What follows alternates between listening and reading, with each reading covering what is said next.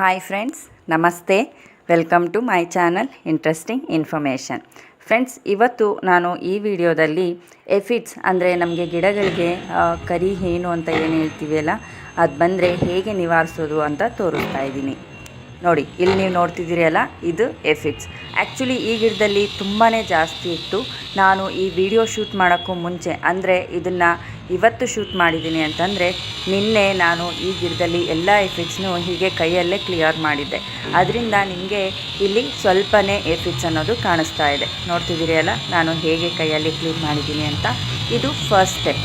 ಅಂದರೆ ನಮಗೆ ಎಫಿಡ್ಸ್ ಗಿಡಗಳಲ್ಲಿ ಇದೆ ಅಂತ ಹೇಗೆ ಗೊತ್ತಾಗುತ್ತೆ ಅಂದರೆ, ಗಿಡಗಳ ಮೇಲೆ ಇರುವೆಗಳು ತಿರುಗ್ತಾ ಇರುತ್ತೆ. ಸೊ ಇರುವೆ ತಿರುಗ್ತಾ ಇದೆ ಅಂದರೆ ಎಫಿಡ್ಸ್ ಅಥವಾ ಮಿಲಿಬಗ್ಸ್ ಇದೆ ಅಂತ ಅರ್ಥ. ನೋಡಿ, ಇರುವೆ ತಿರುಗ್ತಾ ಇದೆ ಅಲ್ವಾ.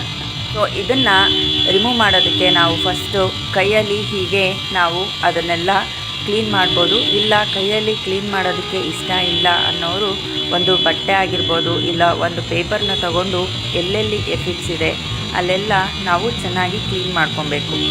ಹಾಗೆಯೇ ನಾವು ಈ ಪೇಪರ್ ಅಥವಾ ಬಟ್ಟೆ ಇಲ್ಲ ಅಂದರೂ ನಾವು ನೀರನ್ನು ಫೋರ್ಸಾಗಿ ಈ ಎಲೆಗಳ ಮೇಲೆ ಹಾಕೋದ್ರಿಂದ ಎಫಿಡ್ಸ್ ಎಲ್ಲ ಕೂಡ ಸ್ವಲ್ಪ ಮಾತ್ರಕ್ಕೆ ಕೆಳಗಡೆ ಬಿದ್ದೋಗುತ್ತೆ, ಸ್ವಲ್ಪ ಮಾತ್ರಕ್ಕೆ ಕ್ಲಿಯರ್ ಆಗುತ್ತೆ. ನೋಡ್ತಿದ್ದೀರಲ್ಲ, ಈ ಎರಡೂ ಬದನೆಕಾಯಿ ಗಿಡದಲ್ಲಿ ನನಗೆ ಎಫಿಡ್ಸು ತುಂಬಾ ಜಾಸ್ತಿ ಬಂದಿದೆ. ಈ ಎಫಿಡ್ಸ್ನ ಹೋಗಲಾಡಿಸೋದಕ್ಕೆ ನಾನಿಲ್ಲಿ ಒಂದು ಪೆಸ್ಟಿಸೈಡ್ನ ತೋರಿಸ್ತಾ ಇದ್ದೀನಿ. ಅದು ಹೇಗೆ ಯೂಸ್ ಮಾಡೋದು ಅನ್ನೋದು ಕೂಡ ಈ ವಿಡಿಯೋದಲ್ಲಿ ನಾನು ನಿಮಗೆ ತೋರಿಸ್ತೀನಿ. ಸೊ ವಿಡಿಯೋನ ಸ್ಕಿಪ್ ಮಾಡದೆ ಕೊನೆ ತನಕ ನೋಡಿ. ಹಾಗೆ ನಿಮಗೆ ಇಷ್ಟ ಆಗಿದ್ದರೆ ಒಂದು ಲೈಕ್ ಮಾಡೋದನ್ನು ಮರಿಬೇಡಿ. ನಾನು ನನ್ನ ವೀಡಿಯೋಸ್ನ ತುಂಬ ಜನ ನೋಡ್ತಿದ್ದೀರಾ ಅಂತ ಗೊತ್ತಾಗ್ತಿದೆ, ಬಟ್ ಲೈಕ್ಗಳು ತುಂಬ ಕಡಿಮೆ ಇದೆ. ಸೊ ಲೈಕ್ ಮಾಡೋದನ್ನು ಮರಿಬೇಡಿ. ನೋಡಿ, ಈಗ ಈ ಎಫಿಡ್ಸ್ ಇದೆಯಲ್ಲ, ನಾನು ಇದನ್ನೆಲ್ಲ ಫಸ್ಟಿಗೆ ಏನು ಮಾಡ್ತಿದ್ದೀನಿ ಅಂದರೆ, 1-2 ಇರೋದನ್ನು ಕೂಡ ನಾನು ಹೀಗೆ ಕೈಯಲ್ಲಿ ಎಲ್ಲದನ್ನು ಕ್ಲಿಯರ್ ಮಾಡ್ಕೋತಾ ಇದ್ದೀನಿ. ನಾನು ನಿಮಗೆ ಮುಂಚೆನೇ ಹೇಳ್ದಂಗೆ ಕೈಯಲ್ಲಿ ಕ್ಲಿಯರ್ ಮಾಡೋಕ್ಕೆ ಇಷ್ಟ ಇಲ್ಲ ಅನ್ನೋರು ಬಟ್ಟೆ ಅಥವಾ ಪೇಪರಿಂದ ಕೂಡ ಕ್ಲಿಯರ್ ಮಾಡ್ಬೋದು. ಇದು ಫಸ್ಟ್ ಸ್ಟೆಪ್. ನಾವು ಇದನ್ನು ಇವತ್ತು ಎಫಿಡ್ಸ್ ಇದೆ ಗಿಡದಲ್ಲಿ ಅಂತ ನೋಡಿ ಬಿಡು, ನಾಳೆ ಮಾಡೋಣ, ನಾಳೆ ನೋಡೋಣ ಅಂತ ಏನಾದರೂ ಅಂದ್ಕೊಂಡ್ರೆ ಇದು ಒಂದೇ ದಿನದಲ್ಲಿ 1ಕ್ಕೆ 1000 ಪಟ್ಟು ಜಾಸ್ತಿ ಆಗಿಬಿಡುತ್ತೆ. ಸೊ ನೀವು ಎಫಿಡ್ಸ್ ಕಂಡ ಕೂಡಲೇ ಫಸ್ಟಿಗೆ ಮಾಡಬೇಕಾಗಿರೋ ಕೆಲಸ ಇದು. ಆಮೇಲೆ ಬೇಕಂದರೆ ನಾವು ಯಾವುದಾದ್ರೂ ಪೆಸ್ಟಿಸೈಡ್ನ ಸ್ಪ್ರೇ ಮಾಡ್ಬೋದು. ಬಟ್ ಮೊದಲಿಗೆ ನೀವು ಈ ಎಫಿಡ್ಸ್ ಏನಿದೆ ಅದನ್ನು ಸ್ವಲ್ಪ ಮಾತ್ರಕ್ಕೆ ಹೋಗೋ ಥರ ಚೆನ್ನಾಗಿ ಕ್ಲೀನ್ ಮಾಡ್ಕೊಳ್ಳಿ. ನೋಡಿ, ಇದರಲ್ಲಿ ಕರಿಬೇವಿನ ಗಿಡ ಕೂಡ ಬರ್ತಿದೆ. ನಾನು ನಿಮಗೆ ಹೇಗೆ ರೀಪಾಟ್ ಮಾಡೋದು ಅಂತ ತೋರಿಸಿದ್ದೆ ಅಲ್ವಾ. ಬನ್ನಿ, ಈಗ ಒಂದು ಪೆಸ್ಟಿಸೈಡ್ ಹೇಗೆ ಕ್ರಿಯೇಟ್ ಮಾಡೋದು ಅಂತ ತೋರಿಸ್ತೀನಿ. ಇದಕ್ಕೆ ನಾನಿಲ್ಲಿ ನೋಡಿ 1.5 ಲೀಟರಷ್ಟು ನೀರನ್ನು ತೊಗೊಂಡಿದ್ದೀನಿ. ಈ ನೀರಿಗೆ ನೀಮ್ ಆಯಿಲ್ ಅಂದರೆ ಇದು ಬೇವಿನ ಎಣ್ಣೆ. ಸೊ ಇದು ಎಫಿಡ್ಸ್ ಮತ್ತು ಮಿಲಿಬಗ್ಸ್ ಮೇಲೆ ತುಂಬಾ ಚೆನ್ನಾಗಿ ಕೆಲಸ ಮಾಡುತ್ತೆ. ಸೊ ಇದನ್ನು ಎಷ್ಟು ತೊಗೋಬೇಕು ಅನ್ನೋದನ್ನು ನಾನೀಗ ತೋರಿಸ್ತೀನಿ. ಸೊ ಇಲ್ಲಿ ನಾನು 1.5 ಲೀಟರ್ ಅಂದರೆ 1.5 ಲೀಟರ್ ನೀರನ್ನು ತೊಗೊಂಡಿರೋದ್ರಿಂದ ಒಂದು 5 ml ಅಷ್ಟು ನಾನು ಈ ನೀಮ್ ಆಯಿಲನ್ನು ತೊಗೊಂಡಿದ್ದೀನಿ. ನೋಡಿ, ಇದು ಈ ನೀಮ್ ಆಯಿಲ್ನ ನಾನೀಗ ಈ ಸ್ಪ್ರೇಯರಲ್ಲಿ ನೀರಿದೆ ಅಲ್ವಾ, ಅದರಲ್ಲಿ ಹಾಕ್ಕೋತಾ ಇದ್ದೀನಿ. ನಾವು ನೀಮ್ ಆಯಿಲ್ ಹಾಕಿ ಇದಕ್ಕೆ ಸ್ವಲ್ಪ ಲಿಕ್ವಿಡ್ ಸೋಪನ್ನು ಕೂಡ ಹಾಕ್ಕೊಬೇಕು. ಲಿಕ್ವಿಡ್ ಸೋಪನ್ನು ಹಾಕೋದ್ರಿಂದ ಏನಾಗುತ್ತೆ, ನಾವು ಹಾಕಿರುವಂಥ ನೀಮ್ ಆಯಿಲ್ ಸೊಲ್ಯೂಷನ್ ಏನಿದೆ ಅದು ಹಾಗೆ ಗಿಡದ ಮೇಲೆ ಚೆನ್ನಾಗಿ ಕೂರುತ್ತೆ. ಹಾಗೆಯೇ ಆ ಏನು ಎಫಿಡ್ಸ್ ಇದೆ ಅದೆಲ್ಲ ಹೋಗೋದಕ್ಕೆ ಸಹಾಯ ಮಾಡುತ್ತೆ. ಈಗ ಎಲ್ಲದನ್ನು ನಾನು ಸ್ವಲ್ಪ ಚೆನ್ನಾಗಿ ಮಿಕ್ಸ್ ಮಾಡ್ಕೋತಾ ಇದ್ದೀನಿ. ನೋಡ್ತಿದ್ದೀರಿ ಅಲ್ಲ, ನಾನಿಲ್ಲಿ 1.5 ಲೀಟರ್ ನೀರನ್ನು ತೊಗೊಂಡಿದ್ದೀನಿ.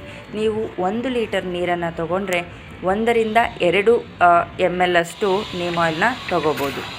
ಈಗ ಗಿಡಗಳಿಗೆ ಸ್ಪ್ರೇ ಮಾಡ್ಕೊಳ್ಳೋಣ. ನಾವು ಸ್ಪ್ರೇ ಹೇಗೆ ಮಾಡಬೇಕು ಅಂತಂದರೆ, ಗಿಡ ಪೂರ್ತಿ ನೆನೆಯೋ ಥರ ಚೆನ್ನಾಗಿ ಸ್ಪ್ರೇ ಮಾಡ್ಕೊಬೇಕು.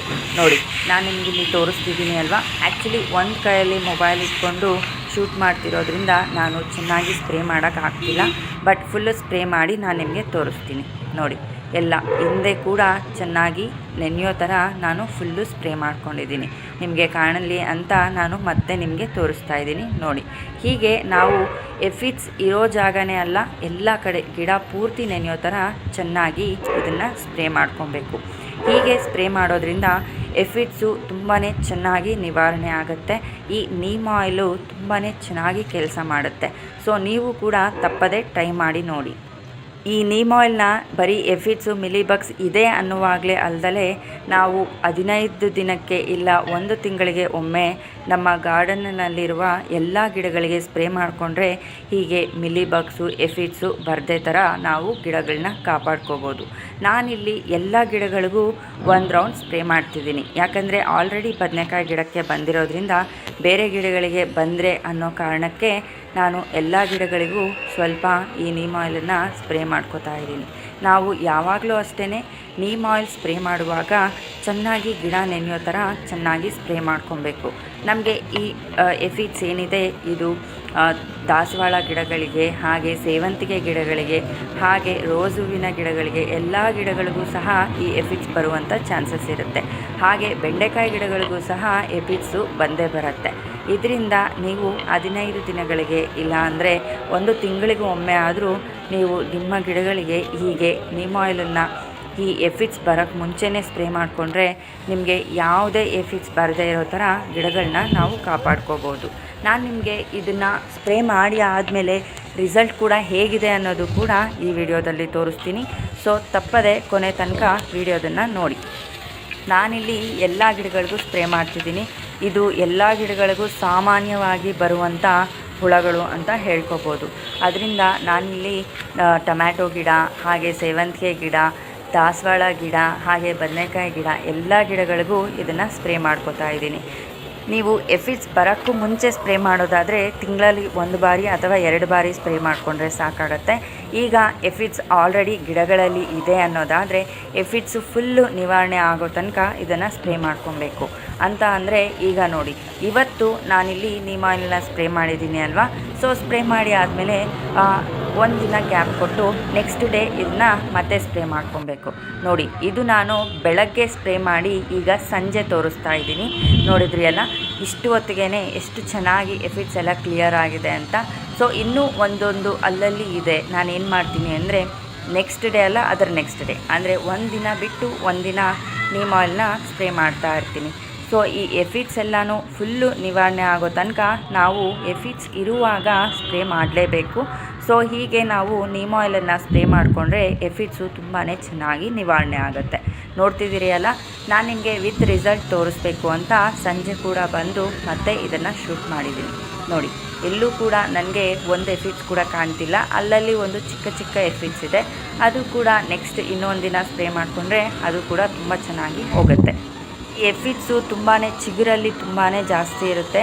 ಅದು ಏನು ಮಾಡುತ್ತೆ ಅಂದರೆ ಗಿಡದಲ್ಲಿ ಇರುವಂಥ ಸಾರನ್ನೆಲ್ಲ ಇರ್ಬಿಟ್ಟು ಗಿಡನ ಶಕ್ತಿ ಇಲ್ಲದೆ ಇರೋ ಥರ ಮಾಡಿಬಿಡುತ್ತೆ.